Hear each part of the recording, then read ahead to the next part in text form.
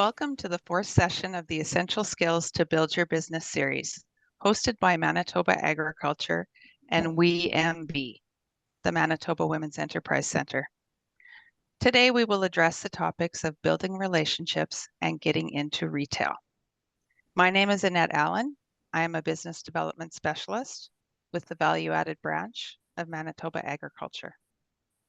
I would like to start this webinar with our land acknowledgement. We recognize that Manitoba is on the treaty territories and ancestral lands of the Anishinaabe, Anishinaabe, Dakota Oyate, Deneslin, and the Hethouk peoples. We acknowledge Manitoba is located on the homeland of the Red River Métis. We acknowledge Northern Manitoba includes lands that were and are the ancestral lands of the Inuit.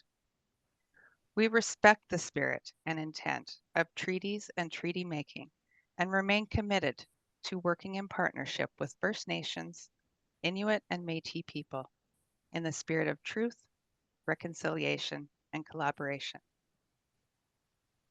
Jeff Fiddick, Business Development Specialist with Manitoba Agriculture's Value-Added Branch, is joining us today to provide easy-to-learn practical tips for how you can build relationships with grocery store operators and managers and get your food product into retail.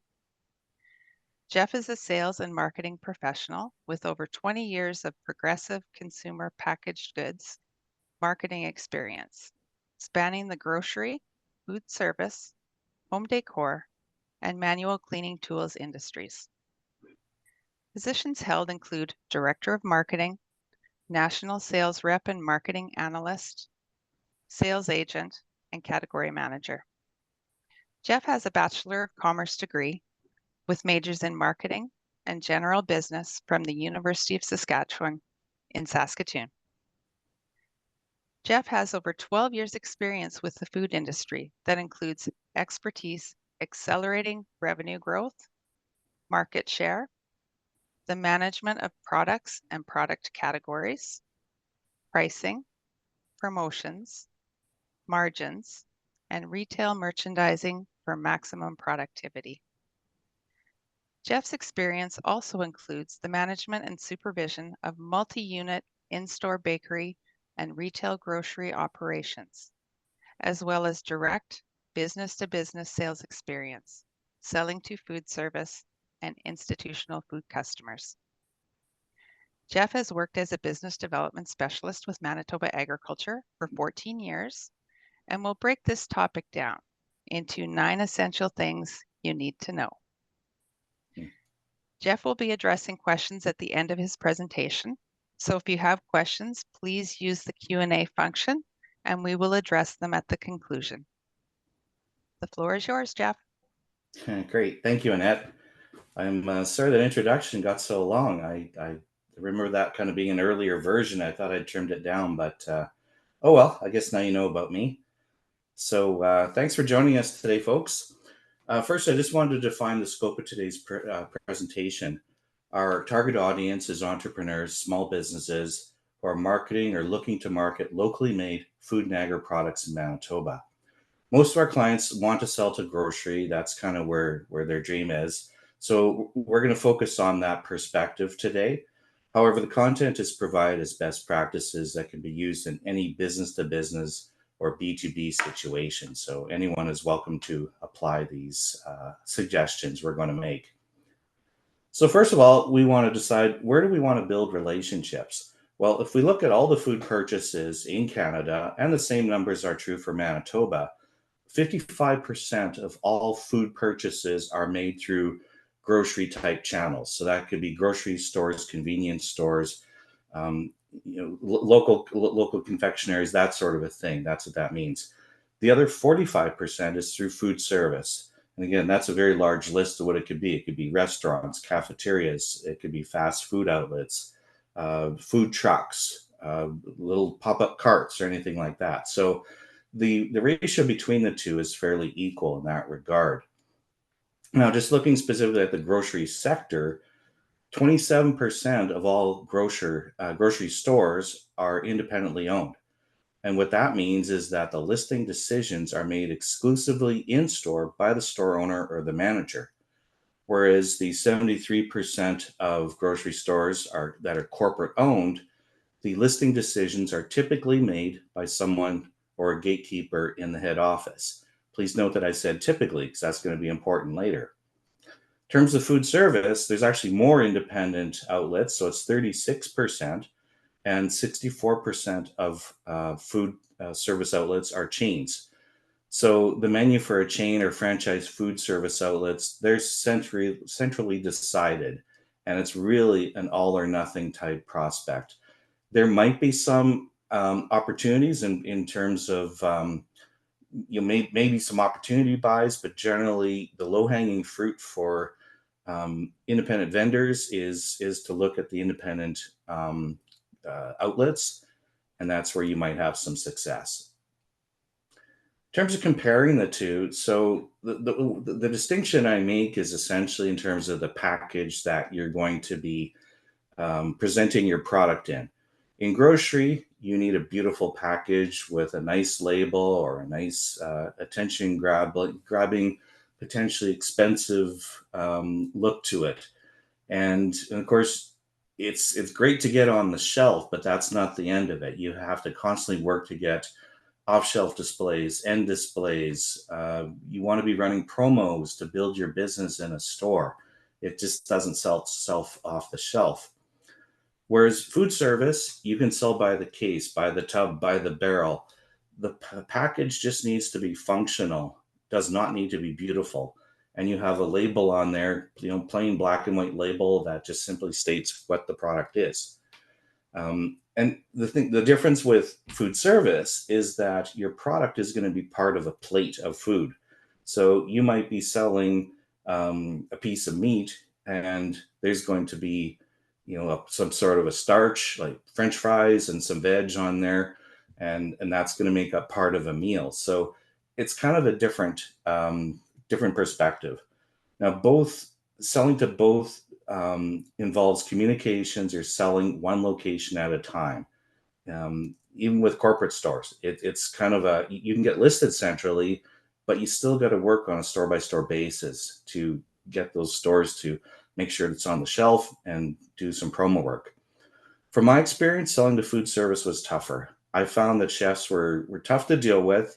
There was a longer sales process, and there was less definitive outcomes. What I mean by that is they'd say, okay, I'll give it a try. And they might do a special, they might add to some meals, but you always got to be in their face reminding them about it.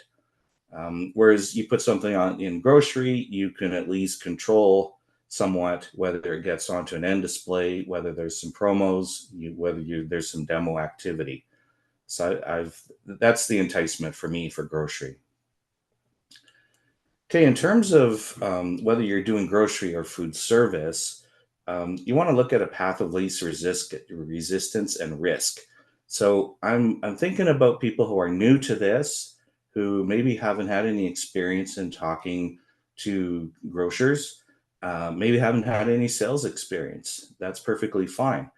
What I suggest is that you start with the smaller stores. So it's going to be a smaller store. Of course, it's going to have a smaller sales volume, as demonstrated in here. This is our sweet spot here. And the nice thing about that is it's going to be an easier access because the listing decisions are being made right in that store. You're probably able to talk to the owner, and there's a better chance of success. Also, too, no disrespect to these stores, they are very important, but I'd sooner make my mistakes in a smaller store, smaller volume, than I would in a large volume store. So, and as you move along here, as the stores get larger, it becomes a little bit more difficult to access because we're moving into the corporate world then. Okay, some stats here for you. 82% of business-to-business decision makers think sales reps are unprepared. 55% of them believe salespeople lack basic sales skills, including communication and presentation skills. And 58% of buyers report that sales reps are unable to answer their questions effectively. So you may be the president of your company, CEO, or some other cool title, But really, ultimately, when you're standing in a store, talking to staff, trying to sell your product, you're a sales rep. That's what they perceive you as. So by following some suggestions I'm going to make here, it's your opportunity to stand out from the crowd. I took some inspiration from Jessica Dumas' Communicating with Confidence. That was the first in this workshop series. And there were three essential points that were critical to effective communications that Jessica outlined. And I think this point here ticks the box of what are the pain points for persons you're selling to. So in terms of these stats and the things that irritate buyers, you can address those by becoming a good seller. And also, what do you want to be known for? I think I'd sooner be known for someone who's capable, competent, informative than the opposite. And that's already gone through my resume in terms of what makes me a credible source. I'll just elaborate on that in one brief comment here, is that a lot of this is pulled from my own experience as a 100% commission-based sales agent. So there was no safety net. It was for a small line of frozen lasagna, which was actually started by a mom and pop operation out of Edmonton. In terms of some of my metrics, I increased same SKU, which is stock keeping unit sales, by 52% in Manitoba, Northwestern Ontario, within 9 months of work in this region. That's essentially what got me from Saskatoon to Winnipeg. And I increased same SKU sales in Manitoba, Saskatchewan, Northwestern Ontario from 600K to 1.5 million in 4 years. So that's 150% growth over 4 years, or a cumulative average annual growth rate of 36% per year, which is quite aggressive because most products might experience, let's say, 3-4%, which is just ahead of inflation. So part of my motivation sharing those numbers is to make the point about my first tip for you, and that is to be an expert. So before rushing off to talk to retailers, I really suggest you do your homework. You want to be an expert on your own product. What are your product's competitive advantages? And that's something you need to sit down and think about. We've got some extra materials we're going to send to you that has some exercises where you can differentiate between features and benefits that are relevant to consumers, as well as those which are relevant to business people. And they're very different. And you'll see that by the examples in there. You want to become an expert on your product category. So if you're selling cookies, well, you want to get really familiar with the cookie category, what's in that category. You want to be aware of and familiar with your competitors. And if anyone says I have no competitors, well, you're in dreamland, because everybody has competitors. There's some form of competition. For cookies, it could be the cookie section in center store in the aisles. It could be the fresh baked cookies in the bakery department. It could be the cookie mixes that you'll buy down in the baking goods section. Or it could just be other forms of snacks. So there's always lots of competition, and you want to be cognizant of what your competitors are. And you do this simply by walking stores. I find it absolutely mind-blowing how many clients don't seem to have spent a lot of time in grocery stores. I'm not really in the business of calling on people anymore, and I still go around to different stores and walk them just to see what's going on, see what kind of trends are happening in retail, and it's very interesting, you know. So it's an easy way to gather information. So one thing too that's important about being an expert is that you're going to have limited time to convince the retailer to, to keep their attention and to list your product. So you don't want to waste their time with fluff selling points. And what I mean by that is they don't care if the product tastes better than existing products. They're not listing it for the taste. They want to know if it's going to sell and if it's going to make them money. Does it sell at the price you suggest? A lot of times a retailer may hear what your suggested price is and say, no, my customers aren't going to pay that. But if you have metrics such as you've been selling at the farmer's market, and there's no shame in that, that's a great place to start. You could say, well, I typically sell 120 units per day at $8 a piece, at such and such farmer's market. So using real numbers over time establishes credibility. And it is a lot better than vague performance measures such as it sells really well.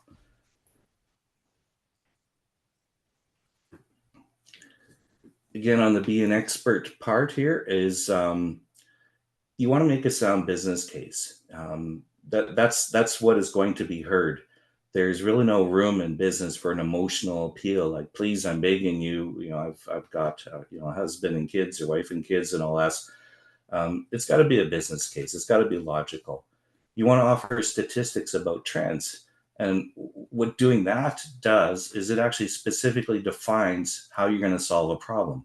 So, for example, if you know that the gluten-free or gluten intolerance market continues to grow year over year, and you've got a gluten-free product that isn't available on the shelf right now, well, that's a great in, because you're sharing the information that gluten-free is still a very top level trend, and your product addresses that trend. So that's the problem you're solving. One thing too with being an expert and knowing your stuff is I think it elevates you beyond just an annoying sales rep, and it puts you in the realm of consultant. And I think a consultant garners more trust and more respect than a sales rep, because your perspective should be on the client, and you should be focused on trying to get win-win situations. Actually, you could even do a triple win, because if you include the client's customer, and yourself, you've got the triple win. And a consultant's perspective should really not be selfish. Your needs will be served by serving the client and the client's needs. Again, just referring back to Jessica's presentation on communication, this again hits the mark of what do you want to be known for? What problem are you solving? And if those are nice and clear and well defined, that's going to be good for your brand in terms of your image of who you are and how you're perceived. Second on our list of suggestions for you is be prepared. So practice your pitch at home by yourself, with family, with friends, with a pet who's a good listener. Say your speech out loud. You can't just say it in your head. You've got to actually say it out loud. I've done hundreds of presentations, and I still practice beforehand.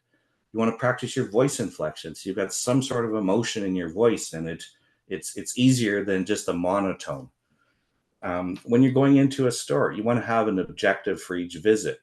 When you walk in the store, and once you're listed in the store, you may not know what that objective is when you walk in the door. So you always want to make a point of walking the store, checking out your section, see what's going on there, see around the store if there's any opportunities for off-shelf displays or end displays, places to put up a demo station. And then you can typically formulate an objective from that, and then you may go and approach the store manager or owner. Oops. Also, too, is you want to be sure to have your information. Be prepared. So you'll want to have your sales sheet with you. You'll want to have maybe some promo plans with you. Maybe some information about trends. There's no shame in having a couple bullet points with you to help you remember some important things, and that always looks well. Number 3, be inquisitive. So ask questions. And asking questions, as anybody should know, it's core to building a relationship. You go on a date with a new person, and you got to ask questions. You know nothing about them, so you want to ask them everything you can. You want to know as much about them as possible. Also, asking questions shows interest. And the person asking questions is the one who actually controls the conversation, because they're driving the conversation, and you can almost route the conversation like a chess game insofar as saying, well, I'm going to ask about this, and then we're going to go from there to this next part and this next part. And the thing too is you never want to assume you know the answer to something. just there's no harm in asking a question, and I think it does flatter people to ask them. Also, too, is even if you know the answer, ask a question anyway, because if it serves you in terms of presenting some naivety, that can serve you well. That may garner some sympathy in terms of building a relationship with a person. I've done that with buyers, uh, and the thing is arrogance is not an admirable feature. So I may know exactly what they're telling me, but I'm going to nod my head respectfully. I'm going to listen, and I'm going to soak up every bit of valuable advice that they're imparting on me, because they're taking the effort, they're taking the time to share that with me. Also, too, is feel free to ask questions of anybody. Often the person who's on their knees stocking a section intimately knows that section. I was in the market for coffee one time because my brother-in-law was coming to visit. I'm not a coffee drinker, so I walk in the section. I don't know what to buy. Fortunately, there was a stock person there, so I asked them. They gave me the entire story of that section and what was the best sellers and what flavors were the most popular. It was great.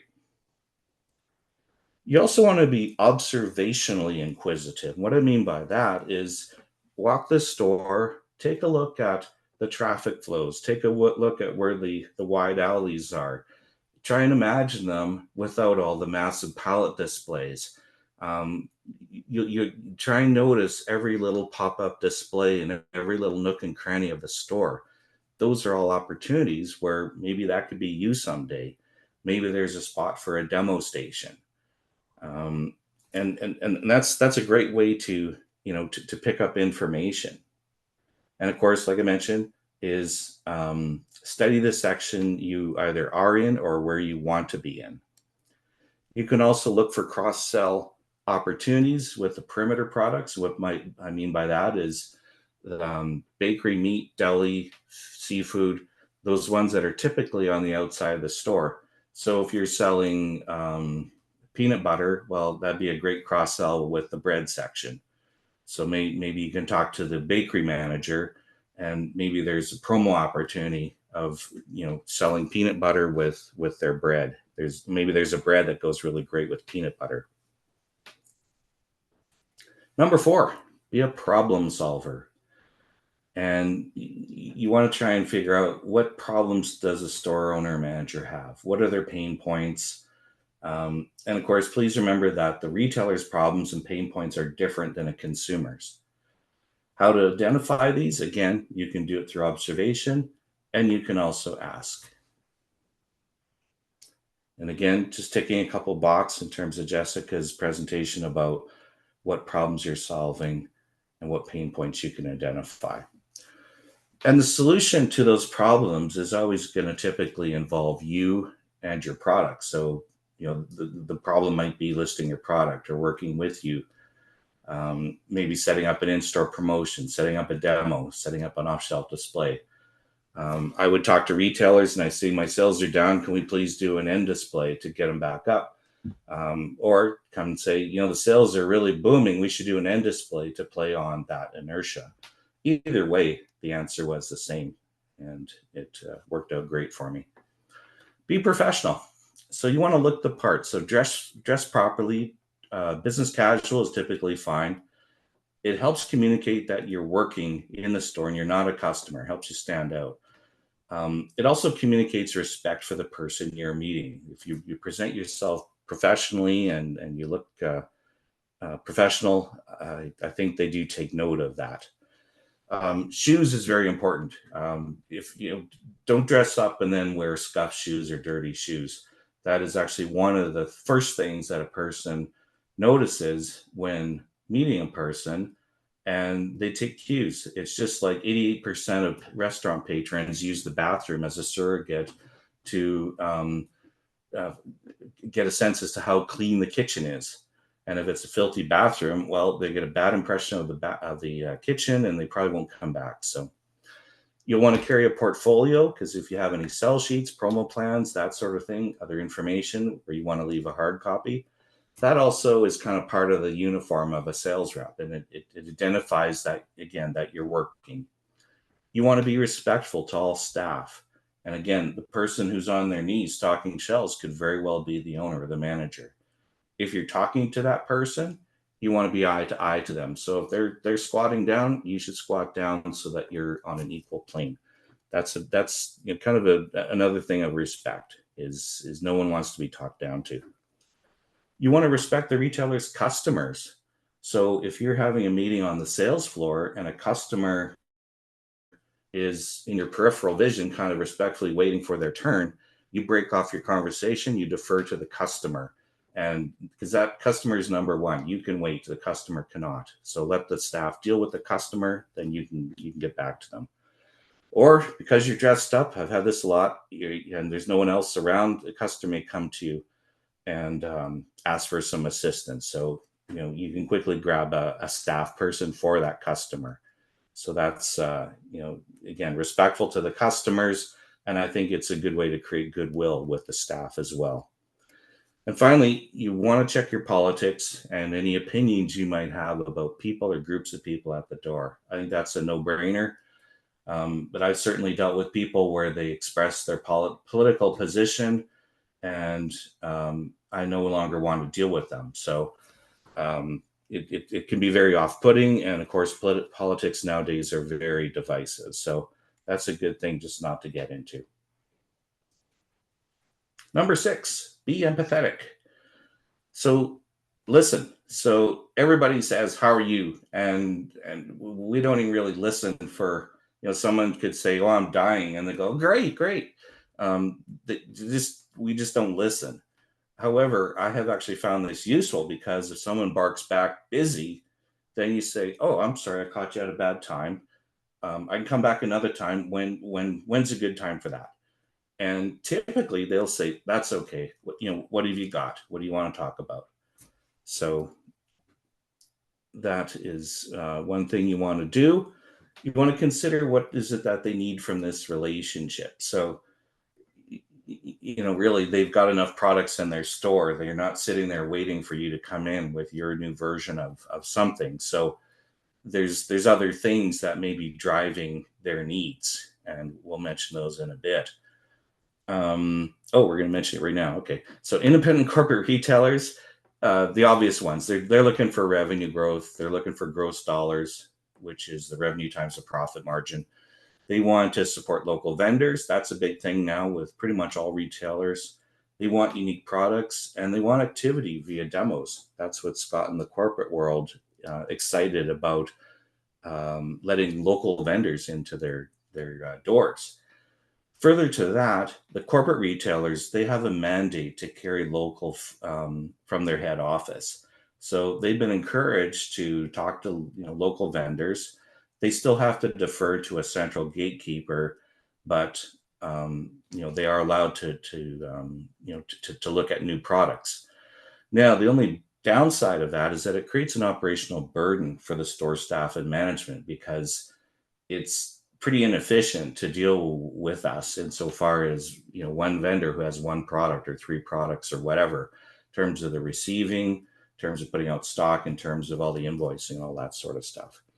So there's a bit of a challenge there.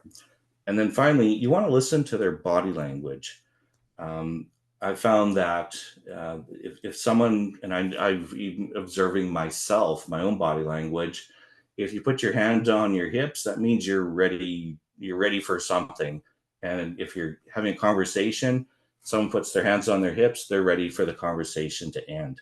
So at that point, they're really not hearing anymore. So you might as well just break it off.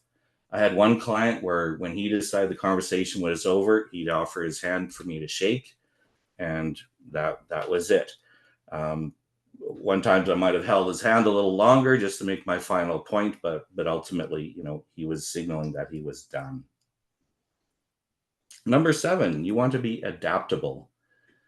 And the thing too is that when people are watching you present, they want you to succeed. So you have no need to be nervous. I had an epiphany back in university when I was absolutely horrible. I was so nervous, but I actually managed to look at the faces of my classmates, and I could see the empathy in every single face, because they were all pulling for me. They weren't there to laugh at me. They weren't there to mock me or whatever. They wanted to support me because in 5 minutes I was going to be done. I was going to have a big sigh of relief, go and sit down, and then it was going to be their turn. So I expect they would be, looking for the same support from me. So, like I say, there's no need to be nervous whether you're presenting to one person or a group of people. They're there to hear what you've got to say, and if you make a little flub or whatever, nobody cares. So it's a good lesson to not take ourselves so seriously as well. Now that said, grocers can be tough to deal with, just because they're very busy. They may have too many people wanting their time through the day. They may not appreciate people dropping in and expecting an audience. So I would expect for people who are new to this sort of thing is still go around to the stores, and you want to size up the stores, see what the opportunities are, so you know what you're talking about, but then maybe make an appointment for another time. And I suggest doing that in person, so then you can get a sense of things. There are some grocers I've experienced who enjoy giving reps a hard time, and it's not personal; they're just having fun with you. Some actually have a little bit of an animosity because they've had all sorts of promises made to them by previous reps, and the next person who walks through the door kind of bears the brunt of that animosity. But again, it's not personal. They don't know you. They don't know how awesome you are. They don't know how friendly you are. So don't take it personally. And the thing to remember is that, okay, maybe you're not going to sell them this visit. You'll try again on the next visit in 2 weeks or 3 weeks or whatever. And it usually does amaze them when people come back. They don't necessarily expect us to come back. So you gain another level of respect when you do come back for more. Okay, number 9, be human. So that's an easy one. We think we can all manage that. So, but you want to smile, you want to be positive, be personal, be super friendly. And what I've found from that is, really, if your resting face is a happy face, it's and you're upbeat and you're happy, it's really tough for people to be mean to you. So it kind of helps, smooth the road for you in terms of talking to people, and just being pleasant and fun. And even if they're kind of busting your chops a bit, don't take it personally. Don't be serious about it. Keep a friendly outlook. Keep positive. You want to keep your body language open. What that means is you don't want to cross your arms. That's kind of this, a defense mechanism where we're trying to protect ourselves. You always want to keep your body language open, meaning I'm open to hear what you're saying, even though you might, maybe not being very nice to me, but I'm happy to listen to them because they're engaging with me, whether it's positive at the moment or not. They're engaging with me. They're taking the time to do that. So I think that's a positive thing. You also want to humanize yourself. So just insofar as, don't just be a rep. Be a person. Maybe mention something that your kids are up to. Mention something that your spouse is up to, or some TV show you watched the other night that was really cool. You're not there to waste their time or whatever, but if you mention something in passing, maybe it's relevant to the conversation somehow. But you can use that. I had one client where he was really into the Batman movies, and we were debating about who was the best Batman. And it didn't take tons of time, but it was something engaging, and he enjoyed it, and gave him a few minutes reprieve from his regular duties. So he appreciated that, and it was a great relationship builder for us. And finally, don't be afraid to not take yourself so seriously. I kind of mentioned that before, and I think it's an important thing to remember. And again, what do you want to be known for? Being personal, being fun. You really don't want to be the person where someone sees you coming and they go, "Ugh, not this person again." All right, I got 2 bonus ones for you. Bonus number 1: be reliable. That's pretty self-explanatory. Keep your promises. And if you can't keep your promise, well, notify them. Let them know that you'll be, there's a snowstorm. Obviously, it's not safe to be on the highway, so I'm going to have to catch you later in the week or next week or whatever. Or if they say, your product's selling really well, or we got this promo, I really need some. Maybe you make other arrangements. Maybe you hire a common carrier to take the stock out. Maybe the order isn't as profitable for you as it was supposed to be, but at least you've met your commitment that you've promised. And bonus number 2, always be closing. I think I remember a sales book one time that talked about this. But what you want to do is in sales, you have to ask for what you want. You can't be subtle. So this is really no time to be subtle. You want to outright just ask what you want. But don't think of it as you're trying to close this big deal and get this contract with this store. There are no contracts. It's just done on a, you ask, maybe you get a listing, and if your product is selling, it gets to stay on the shelf. If it's not selling, well, then they might warn you that, if it doesn't start to sell soon, you're gonna delist your product. So you want to think about closing lots of little deals. So in the form of getting your customer, your retailer, your store owner to agree to your suggestions and ask, just little things at a time. You start with small things, then work your way to larger things. So it might be starting with, one facing on the shelf, which is pretty normal. And then you want to do the work to, set up some promos. So it's like, I'd really love to do a promo in your store. Can we have this end display over here, this huge end display? It's like, well, no, I can't do that. It's booked, but I got this smaller one over here. Oh, that's fantastic. I'll take that. Thank you. Or you want to do some in-store promotions, like some demoing. And again, you're making these asks, and it's kind of a negotiation of sorts in terms of maybe you over ask a bit, or you can definitely ask what's realistic and reasonable. It's something you kind of play it by ear. And you basically just start with what are called nibbles. And this is actually a negotiation tactic that buyers typically use, where they'll kind of make a deal in verbally, and then they'll say, oh, I forgot, there's this other thing I need you to throw in. And it's like, oh, okay, sure, I guess I'll throw that in. So they kind of nibble away at you. And like I say, I think it's something you can use as a seller, something I've successfully used as a seller. Okay. Now, as a beginner, in terms of starting to go out and approach the market and talk to people, my advice to you is, like I mentioned earlier, is to start small. You want to start with the low risk places where if you totally mess up and they say, I never want to see you again, that won't happen. But let's say they did. Then it's like, okay, well, I hate that happened, but it was a small store. So I'm not really, throwing away a massive amount of market share. So in terms of what's available to you, there are many, many smaller stores right here in Winnipeg. They go by various banners, which is the name of the store. So it might be Pals, might be Family Foods, might be Fine Foods. There's Food Fair. There's a bunch of them. There's an IGA store. Then if you look at the little map here, we've got AJ Grocery, Real Yellow Store, Pop Grocery, tons of names you've probably never heard of.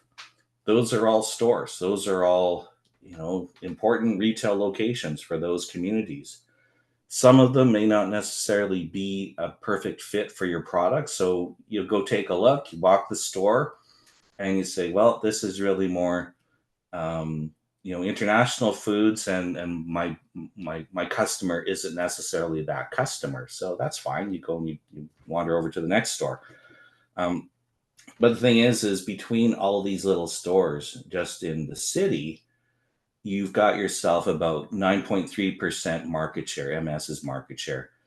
And I've noted Co-op Rural Manitoba, because Co-op has 100 stores in rural Manitoba that range from small to large. And those are very welcoming stores pretty typically. You'll have some of them where they say, sorry, you have to talk to head office. But a lot of them I know will say, oh, that's cool. Yeah, let's list that. Let's go and find where we can put this. Because co-ops are very supportive of local. And we have a number of clients who have built a very robust business just by direct calling and direct servicing co-op stores in rural Manitoba. So you don't necessarily have to talk to a head office, even though the head office would maybe prefer that you do, but you don't have to. So with all these little stores, that's 9% market share. Not huge, but it's not bad. It's meaningful in terms of something. Now, if you have a product that is kind of a niche in terms of healthy stuff, then you can call on Vita Health. They have a central person, but I think they're pretty accessible. That brings you up to 12% market share. Now, what's really cool is that here's my market share estimates for Winnipeg. And what's really exciting is that up until about 5 years ago, we only had, that 10% or 9%. And then Save-On came to town. They have a local program, so local vendors are allowed to direct sell their products in their stores. But even more importantly is when Safeway and Sobeys open their doors to local vendors. So they do have a central gatekeeper, but they're very nice and very friendly to work with.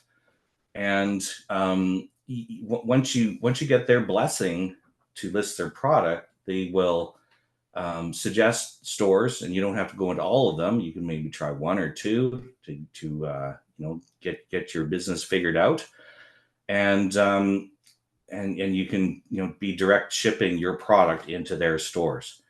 And the advantage of Safeway and Sobeys over, let's say, even Co-op and over Save-On is that the Safeway Sobeys do what's called lining your product right into the right section. So if you're selling jam, they'll put your jam with the other jams so that when a consumer is in the jam section saying, I need jam, it's now part of the opportunities there for their selections. Whereas the other ones, like, I don't know about you, but I don't put local food on my shopping list. And then because the other ones have a separate local section. So those stores in particular, it's great to be in there, but you really need to do the work to get off the shelf and into the consumer's cart. So with the addition of the independent stores, the Red River Co-op, Sobeys, Safeways, we're up to about 45% market share. Now you can add No Frills and Freshco because those are accessible to us. We're at almost 50% market share that you can access as a local vendor, and you can do it on a store-by-store basis. So that's kind of cool. And recently, the Real Canadian Superstore or Loblaw companies announced that they were going to be doing a local program and welcoming local vendors into their stores. So I have to get more information on that, but that's, in my estimate, close to 27% market share, which brings us to almost 80% market share that we can access in Winnipeg as local vendors. So that's pretty substantial. That's a massive opportunity for you. This is just a chart. You'll get this just in terms of some commentary about the scale of a store, the accessibility, and the listing process, and then the slotting process, how that's done, and then the cumulative market share. All right, so that's that in terms of telling you about that. Next thing I want to mention is Manitoba Agriculture has created a really cool resource for you. It's online at manitoba.ca/food business. It's called Business Pathways. And this is a lot of years in the making, and it took Annette a lot of hours in building this whole thing. And what it is it has the 4 major stages of a business's progression from startup to build to growth to succession. And you can click on there, and it's segmented in terms of market information, production information, and it'll help guide you through the process. And the thing is other organizations will help you with general business kind of knowledge, which is awesome, because we don't do that. we position ourselves as an expert specifically for the food sector. So there are a lot of things to know about starting up a food business. So it gets into the regulations that you have to have. And there's maybe different regulations per different size of business. It'll talk about labeling. It'll talk about where to get UPC codes for your products because it has to be able to scan. So it's a wonderful wealth of information, and we encourage you to take a visit. There's guides, there's interactive things, there's tons of resources that'll help you. After this presentation today, you're going to receive an email with some bonus content. Some of these aren't available on the other resource, and then some are. So we've got a glossary of grocery industry terminology. That's an important thing. You should consider learning before walking stores or talking to anybody because they will use jargon and it's good to know it. We have some tips for making successful sales calls. Particularly, we've got sections of what to say when they say no. We'll give you some ideas in terms of how to address those pushbacks. We got some tips for communication, specifically about how to leave an excellent voicemail, how to write an excellent email, a little bit about body language. So, a couple of things that are great to know in the field. An example of what we call a sell sheet. It's got all the information about your product. So if you leave that behind, it's got everything that customer needs to list your product in their store. We've got a fairly robust costing, pricing, and forecasting tool. It's in Excel for food products. And finally, we have a quick pricing tool for food products. So if you know your costs, you can pop that in there. And then this will give you a really quick assessment of what your retail price should be based on all the channel partners that we want to budget for. So as a rule, for every dollar of cost, your retail needs to be $4. So that's interesting. All right. And then here's just some contact information. So we've got all the social media. If you have general inquiries, you can send them to mbagrafood@gov.mb.ca and it'll make its way to the right person. We have a cool newsletter. We're supposed to call it a circular. So you can pop an email to that same address and ask to be signed up for the circular. It comes out every couple weeks. And just some other contacts there. And again, the address for the food information is at the bottom of the screen. And slightly over, but pretty close. So do we have any questions? Thank you, Jeff. That was really, really great. So if anyone Thank has a you. question, there is a Q&A icon at the bottom. Please type your question into there, and then I will see that and say it off to Jeff. I have a question here, Jeff. Does your branch have Cool. any resources on packaging and labeling specifically? Absolutely. We have a directory of packaging companies.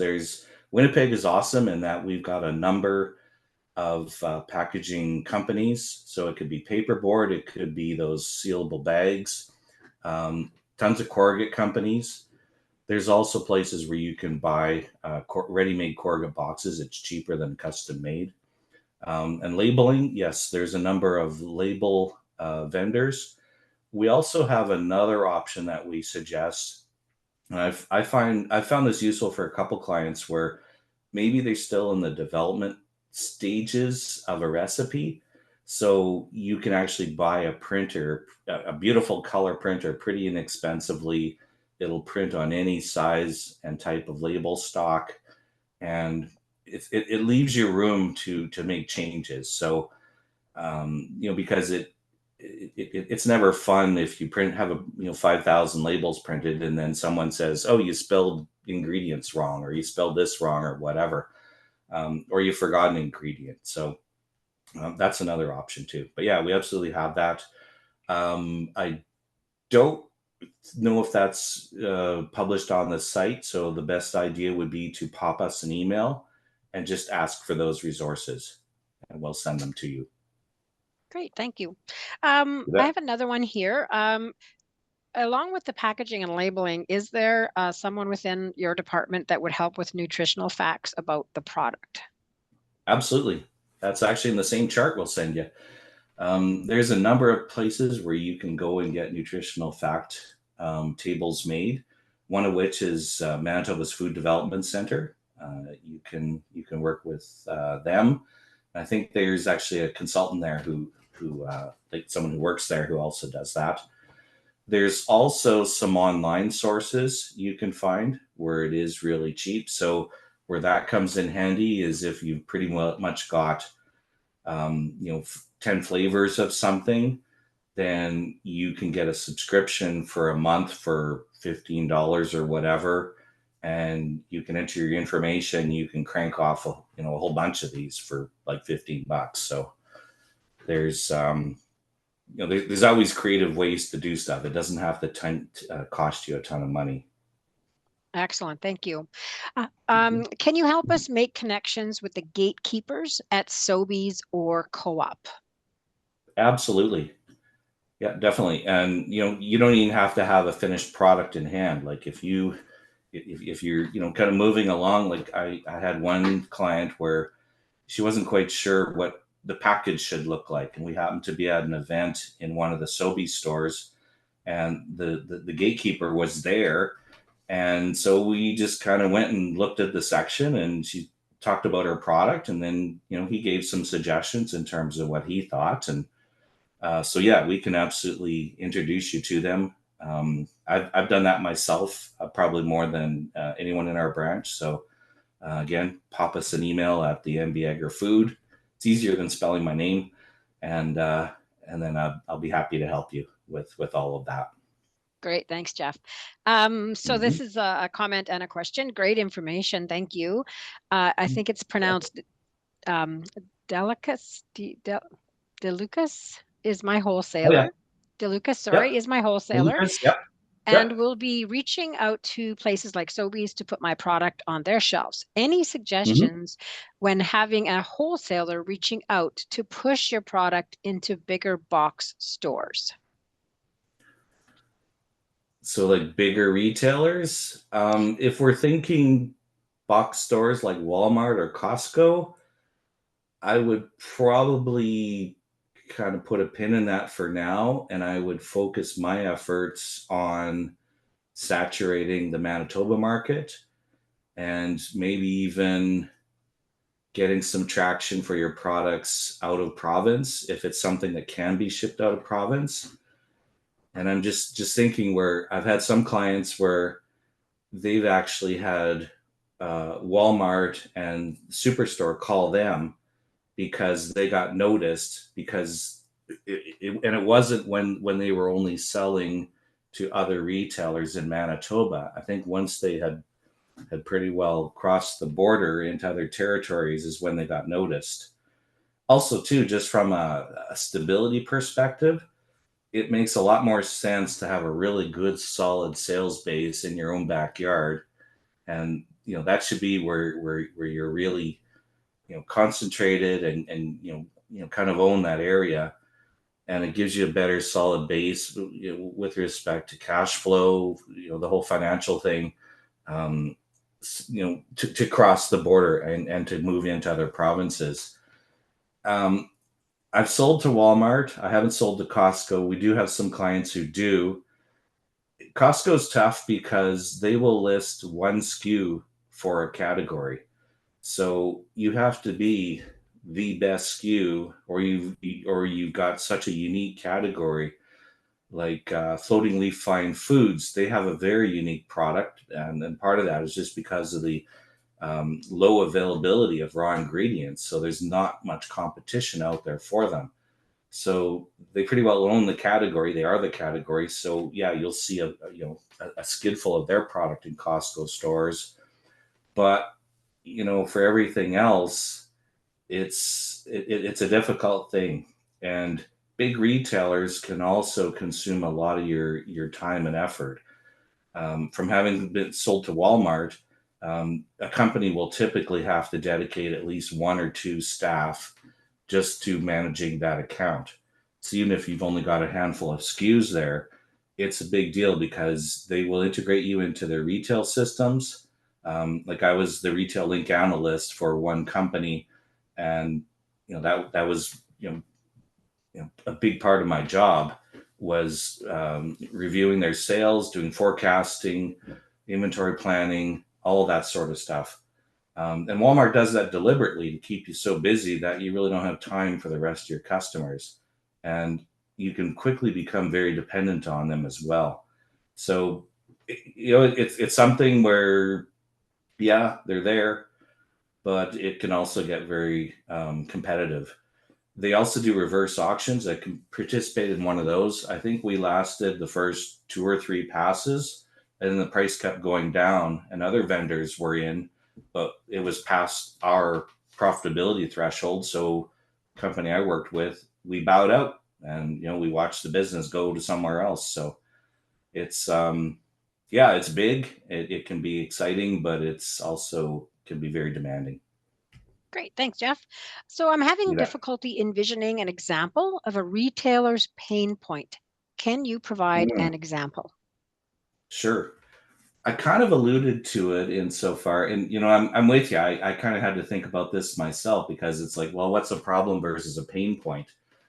And I think a pain point, let's say for someone like Sobeys or Safeway, is that even though the head office says, "Hey, we love local vendors and we want your products in our store," operationally, it actually makes more work for the store managers, and they're not necessarily as welcoming as and friendly to us as the people at the head office sound like it should be. So identify that as a pain point for them. So the fact that they have to talk to all these extra vendors, like I think there's something like a couple hundred new products that have been listed in Safeway and Sobeys over the last couple of years that they've opened their doors to us. And that's another couple hundred vendors that are calling on them every week. And they're already limited for time. They're under a lot of pressure to, manage their store, keep it beautiful and, profitable. So now you've hoisted this extra couple hundred vendors on them who are now calling them and wanting stuff, wanting favors and demanding things of them. And of course they have, there's the receiving of the goods, so that's extra work for that staff. There's paper invoices because all the goods are pretty well coming in.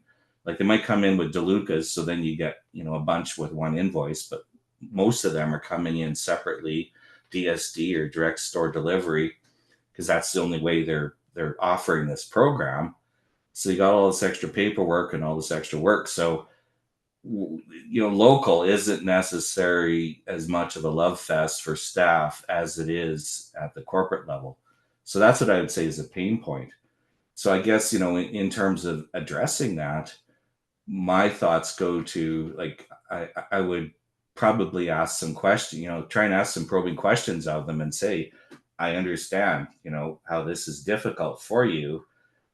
Is, either have some ideas to bounce off them or even ask the question, do you have any thoughts as to what can I do personally to at least not contribute to that pain point?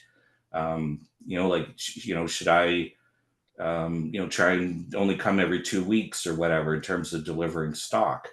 Or would it make sense if I invoiced, in some fashion? Like, you can bring a bill of lading to account for the goods being received, but maybe you only invoice, once every 2 visits. I don't know, but something like that. But I think the fact is that if you at least address those issues, I think that would be perceived as a positive thing because that you're being there is can be difficult for them, can be trying for them, and you're not just with the rest of the group demanding of them. Great. Thanks, Jeff. So we have a couple comments, just, great questions and nice, really enjoyed the presentation and look forward to the resources. So with that, Great. I'm going to invite Annette to join us again and close out for the day. Wonderful.